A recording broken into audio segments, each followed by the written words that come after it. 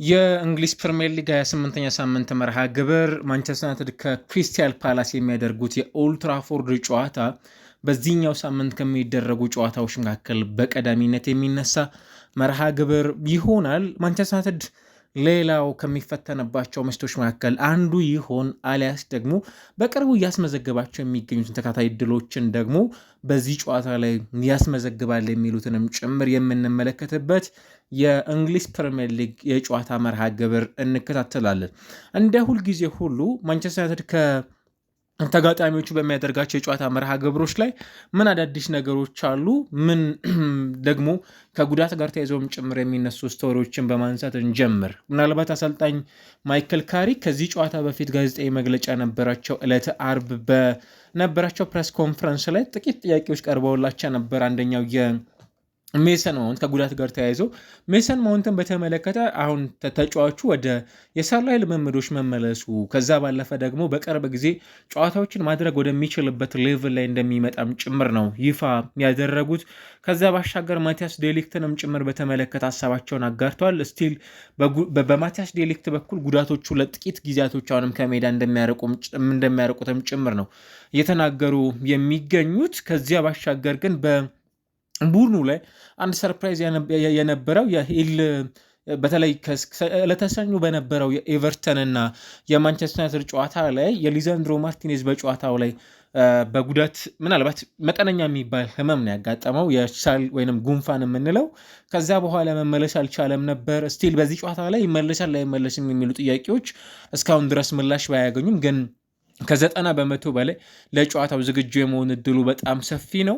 ከዚያ ባሻገር ስለ ሃሪ ማጓየርም ጥያቄ ቀርበውላቸው ነበር። እንግዲህ ዘንድሮ በእንግሊዝ ፕሪሚየር ሊግ 14 ጨዋታዎችን አከናውኗል። በጣም ጥሩ የሚባል ጊዜን እያሳለፈ የሚገኝ ተጫዋች መሆኑን እየተመለከተን ነው። አንዱ እሳቸውም እንዳሉት ተጫዋቹ የእሱ ልምድ በተለይም በዩናይትድ እንደ ቡድን በጣም ትልቅ ለስኬትም ጭምር ቡድኑ እንደሚያግዝ ከዛ ባለፈ በጣም ጥሩ የሚባል ካራክተር እንዳለውም ጭምር እሳቸውም አጋርተዋል በሜዳ ላይ ባሉት ቆይታዎችና ምናልባት ከዚህም የተሻሉ ጊዜያቶች ለሃሪ ማጓየር እንደሚመጡም ጭምር ሀሳባቸውን በማንሳት በተለይ ደግሞ በቅርብ ጨዋታዎች እያከናወናቸው የሚገኙ ፐርፎርማንሶች እጅግ አስደናቂ ስለመሆናቸው አንስተዋል። ኮንትራትን በተመለከተም ጭምር ጥያቄ ቀርቦላቸው ነበር። በእርግጥ በዚህ ውድድር ዓመት ኮንትራቱ የሚጠናቀቅ ተጫዋች ቢሆንም ነገር ግን ኮንትራት የማራዘም እድሉ በጣም ሰፊ ስለመሆኑ ተነስቷል። ቤንያሚን ሼሽኮንም በተመለከተ ጥያቄ ቀርበውላቸው ነበር እና በቅርብ ጨዋታዎች እንደምታውቁት ቤንያሚን ሼሽኮ ያለፉትን የሁለት ጨዋታ የማሸነፊያ ጎሎችን ያስቆጠረ ተጫዋች እርሱ ነው እና በቋሚነት የተሰለፈ ደግሞ አይደለም እየገባ የሚገኘው ኖ ድራማ ሲሉ ነው እንግዲህ መልእክታቸውን ያጋሩት። እንዲሁም ተጫዋቹ ያለውን ብቃት ሜዳ ውስጥ እየተገበረ የሚገኝ እንጂ አዲስ ነገር አይደለም። ብዙ ጥራት ያሉት ኳሊቲዎች ያሉት ተጫዋቹ ከዛ ባለፈ አሁን ግለሰቦችን በተመለከተ ሳይሆን ይበልጥ የቡድናችን ውጤት ምን ይመስላል የሚለውን ጉዳይ ላይ ትኩረት እንደሚያደርገውም ጭምር ነው የተነሳ የሚገኘውና ለምሳሌ ተጫዋቾች በሜዳ ላይ በታክቲካል ጉዳዮች ላይ የተለያዩ አማራጭ ፖዚሽኖችንም ጭምር እንደሚወጡ ለዚህ እንደ ሉክሾ ያሉ ተጫዋቾችም ጭምር በማንሳት ሀሳባቸውን አስረድተዋል። ከዛ ባሻገር የስኳድ ሮቴሽንን በተመለከተ አንዱ ጥያቄ የሚነሳበት የማይክል ካሪክ ቡድን ነው። በተለይ ፊት መስመር ላይ እንደተመለከታችሁት ቤንያሚን ሸሽኮ፣ ከዛ ባለፈ ምናልባትም ማቲያስ ኩኛ በፓትሪክ ዶርጉ መጉዳት ምክንያት፣ ሜሰን ማውንት በጉዳት ምክንያት ባለመኖሩ በነበረባቸው ጨዋታዎች በቋሚነት የጀመረባቸው፣ እንዲሁ ደግሞ የብሪያን ምቤሞ ወደ መስመር መውጣት፣ አማድ እንዲህ አይነት ተጫዋቾች በደንብ ቡድኑ ጋር በስኳድ ሮቴሽን አለ። ነገር ግን በአብዛኛው ግን የተለመዱ ፊቶችን ነው የተመለከተን የምንገኘውና ማንቸስተር ዩናይትድ አንደኛው በኤርሊ በሌሎች ውድድሮች ለምሳሌ እንደ ኤፍኤ ካፕ እና ካራቦ ካፕ ባሉ መድረኮች በቶሎ ከውድድሩ መሰናበቱ እንዲህ አይነት የስኳድ ሮቴሽንም ጭምር እንዳይኖሩት ያደረገ ይመስላል። ምክንያት የምንለው ቡድኑ ከሳምንት የሚያደርገው ጨዋታ አንድ እንደመሆኑ መጠን በእነዚህ ጨዋታዎች ላይ ያለውን የቡድኑ ውጤት ለማስጠበቅ ሲባል እነዚህኑ ተጫዋቾች እየያዙ መቀጠል አንዱ አማራጭ እንደሆነም ጭምር እየተመለከትን እንገኛለን። ማንቸስተር ዩናይትድ ለመጨረሻ ጊዜ እንግዲህ በሰለርስት ፓርክ የነበረውን ጨዋታ ኖቬምበር ወር ላይ 2-1 ማሸነፉ ይታወቃል። ምናልባትም ይሄኛውም አንዱ ጥሩ ሊባል የሚችል ይመስላል። ከ2017 በኋላ የሚያሸነፈበትን አጋጣሚ ነበር። ከዛ ባለፈ ግን ካለፉ 6 መርሃ ግብሮች ክሪስታል ፓላስ በ4ቱ ማሸነፍ የቻለ ቡድንም ጭምር ሆኗል። ምናልባትም ከዛ ባሻገር ደግሞ ወደ ኦልትራፎርድ በመጣባቸው ያለፉት 22 በሚገኙት መርሃ ግብሮች ምናልባት ሁለቱን ጨዋታዎችን ብቻ ነው ያሸነፈው። ሶስቱን አቻ ወጥቶ በ17ቱ ጨዋታዎች በማንቸስተር ዩናይትድ የተሸነፈውን ክሪስታል ፓላስን ነው እንግዲህ ሜዳ ላይ የምናየው በነገው ዕለት። ከዛ ባለፈ እንግዲህ በቅርብ ጊዜ ያሉት የቡድን ውጤቶች በጣም ደካማ ናቸው። ምናልባትም ከ1969ና 70 በኋላ ከሜዳ ውጭ ባደረጋቸው የሊግ መርሃ ግብሮች ክሪስታል ፓላስ በጣም የተቸገረበት ሜዳ ኦልትራፎርድ መሆኑንም ጭምር ያመላክታል። ከዛ ባሻገር ማንቸስተር ዩናይትድ ባለፉት 12 የእንግሊዝ ፕሪሚየር ሊግ መርሃ ግብሮች ቡድኑ 27 ነጥቦችን ሰብስበዋል። በዚህም መሰረት 8ቱን አሸንፎ 3ቱን አቻ ወጥቶ አንዱን ጨዋታ ሽንፈት አስተናግዷል። ከዛ ባሻገር 16 የሚጠጉ ነጥቦችን ደግሞ በርከት ያሉ ነጥቦችንም ጭምር ሰብስበዋል በኦልትራፎርድ ካደረጋቸው ከዚህ ቀደም ከነበሩ የጨዋታ መርሃ ግብሮችና ይህም አንዱ ጥሩ ነው። ከዛ ባሻገር ለክሪስታል ፓላስ ሁለት ጨዋታዎችን ብቻ ነው በእንግሊዝ ፕሪሚየር ሊግ ካለፉት መርሃ ግብሮቹ ማሸነፍ ችሎ የተመለከት ነው የምንገኘው ቡድኑ እንደ ቡድን። ለዩናይትድ ግን የኛው በጣም አስደናቂ የሚባል ምሽት ይመስላል። ዩናይትድ እንግዲህ 10 ጨዋታዎችን ያለመሸነፍ ግስጋሴንም ጭምር ያስመለከተን ይገኛል። በተለይ ከቦክሲንግ ዴይ ወዲህ ባሉ መርሃ ግብሮች ዩናይትድ ጭራሽ ሽንፈት የሚባል ያልቀመሰ የአውሮፓ ዓለም እንግሊዝ ፕሪሚየር ሊግ ቡድን ያደርገዋል በዚህ መሰረት እና ይሄም ለማንቸስተር ዩናይትድ በጣም ጥሩ ሊሆን ይችላል። ማይክል ካሪክም እንግዲህ የመጀመሪያዎቹ 5 መርሃ ግብሮች ኦልሞስት 6 መርሃ ግብሮችን አከናውኗል። 4ቱን በኦልትራፎርድ ያከናወኗቸውን ጨዋታዎች አሸንፏል። ምናልባት እስካሁን ድረስ ካሉት ቆይታዎቹ ከ2021 እስከ 2026 በነበሩት ቆይታዎች አንድ አሰልጣኝ ብቻ ነው በዚህ ታሪክ የሚጋሩት ፍራንክ ኦፋሬል ማለት ነው እና ከዚህ ውጭ ባለው ቆይታ ምናልባትም ለማይክል ካሪክ ያሉት ቁጥሮች በጣም አስደናቂ ናቸው። ቤንያሚን ሼሽኮም 5 ጎሎችን አስቆጥሯል ባለፉት 6 የእንግሊዝ ፕሪሚየር ሊግ መርሃ ግብሮች። በተለይም ከሩበን አሞሪም ስንብት በኋላ በአማካይ በ37 ደቂቃዎች ውስጥ ጎል የሚያስቆጠረው ተጫዋች ነው። እዚህ ጨዋታ ላይ የሚጠበቅ ይሆናል። ምናልባት በ2026 ደግሞ በርካታ ጎሎችን ያስቆጠረም ጭምር ተጫዋች እንደሆነ የተመለከትንበት እንገኛለን። ለማንቸስተር ዩናይትድ የኛው ጨዋታ በእጅጉ አስፈላጊ ከሆነ የጨዋታ መርሃ ግብሮች መካከል በቀዳሚነት የሚነሳ መሆኑንም ጭምር ልናነሳ ይገባል። ለዩናይትድ በጣም ጥሩ የሚያደርገው አስቶን ቪላ ቀደም ብሎ ጨዋታውን አከናውኗል። በዚህም መሰረት በወልቭስ የ2-0 ሽንፈትን አስተናግዶ ነው እንግዲህ ቪላ ሳምንቱን የጀመረው። ይሄ ማለት በእንግሊዝ ፕሪሚየር ሊግ ማንቸስተር ዩናይትድ ጨዋታውን ማሸነፍ የሚችል ከሆነ ከአስቶን ቪላ ጋር በነጥብ እኩል ይሆናሉ። ምናልባትም ማንቸስተር ዩናይትድ ደግሞ በንጹህ ጎል የተሻለ ሆኖ ከአስቶን ቪላ በልጦ 3ኛ ደረጃ ላይ መቀመጥ የሚችልበትንም ጭምር ደረጃ ማግኘት የሚችለው ቡድንንም ጭምር የሚያደርገው ይሆናል። ለኦልትራፎርዱ ማንቸስተር ዩናይትድ ይሄ ምሽት በእጅጉ አስፈላጊ ከሚባሉ የእንግሊዝ ፕሪሚየር ሊግ መርሃ ግብሮች መካከል እንደ አንዱ ልናነሳው የሚገባ ጨዋታ መሆኑን የምናይበት እንደሚሆንም ጭምር ከሚጠበቁ የእንግሊዝ ፕሪሚየር ሊግ መርሃ ግብሮች መካከል እንደ አንዱ የሚነሳ ነው። ምን አዳዲስ ነገሮች ይኖሩታል ይህንን ጨዋታ በተመለከተ የሚሉ ጉዳዮች ይነሳሉ። ቀደም ሲል እንዳነሳ ነው ሁሉ በዩናይትድ ቤት ውስጥ ስቲል በቡድን ውስጥ ያለው የቡድን ተነሳሽነት ባለበት መልኩ ነው የሚቀጥለው። ምናልባት ከቋሚ 11 የተለየ ነገር የሚሆነው ሊዛንድሮ ማርቲኔዝ በጨዋታው ላይ የማይሰለፍ ከሆነ ሌኒ ዮሮ ከማጓየር ጋር በቋሚነት የሚጀምረበት እድል ብቻ ነው አዲስ ነገር ልንመለከት የምንችለው። ከዚያ ባሻገር አይዶኖ ብሪያን ኤምቤሞን ወደ 9 ቁጥር በዚህ ጨዋታ ላይ በቋሚነት ያስጀምሩታል፣ አሊያስ አማድ ደግሞ ወደ ተጠባባቂ ወንበር ወርዶ ቤንያሚን ሼሽኮን 9 ቁጥር በማድረግ ብሪያን ኤምቤሞን ደግሞ ከቀኙ መስመር ላይ የሚነሳው ተጫዋች ያደርጉታል የሚለው ጉዳይ ሌላው ከሚጠበቁ የጨዋታው መርሃ ግብሮች መካከል ልናነሳው የሚገባ መርሃ ግብር እንደሚሆንም ጭምር የሚጠበቅ ጨዋታ ነው። ለማንቸስተር ዩናይትድ እንደተለመደ ሁሉ 4-2-3-1 የጨዋታ ቅርጽ ይዞ የሚገባበት የጨዋታ መርሃ ግብር እንደሚሆን አዲስ ነገር የምናይበት አይደለም።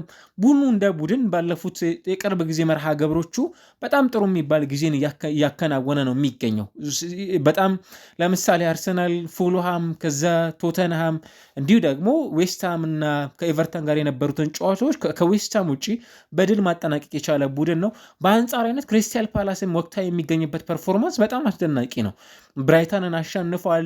ከበርንሌ ጋር ሽንፈትን ካስተናገደ በኋላ በተመሳሳይ በወልቭስ እንዲሁ ደግሞ በዚህ ሳምንትን በነበረው መርሃ ግብር በድል የተመለሰ ቡድንም ጭምር ያደርገዋልና ይህም ሌላው ከሚጠበቁት መካከልም ጭምር የሚያደርገው ጨዋታ እንደሚሆንም ጭምር ልናነሳው የሚገባ መርሃ ግብር እንደሆነ ከወዲሁ ማንሳት የሚቻል ይመስላል። የኦሊቨር ግላስነሩ ቡድን ግን በቅርብ ጊዜያቶች ውስጥ በተለይም ሌት ዊነር ጥሩ ነገሩ ሊሆን የሚችለው ለወልቭስ አሁንም በእንግሊዝ ፕሪሚየር ሊግ ምናልባት ከአሰልጣኙ ስንበት ጋር በጣም ቁልፍ የሚባሉ ተጫዋቾች ከማኩረፋቸው ጋር ተያይዞ ውጤቱ በተጠበቀው ልክ አይደለም የሚገኘው። ነገር ግን 13ኛ ደረጃ ላይ ይገኛል 35 ነጥቦችን ሰብስቦ። ቅድም እንዳነሳ ነው ቡድኑ እንደ ቡድን የቅርብ ጊዜ ጨዋታዎቹ ጥሩ ናቸው። የኮንፈረንስ ሊግ ወደ ቀጣዩ ዙር ማለፉን አረጋግጧል።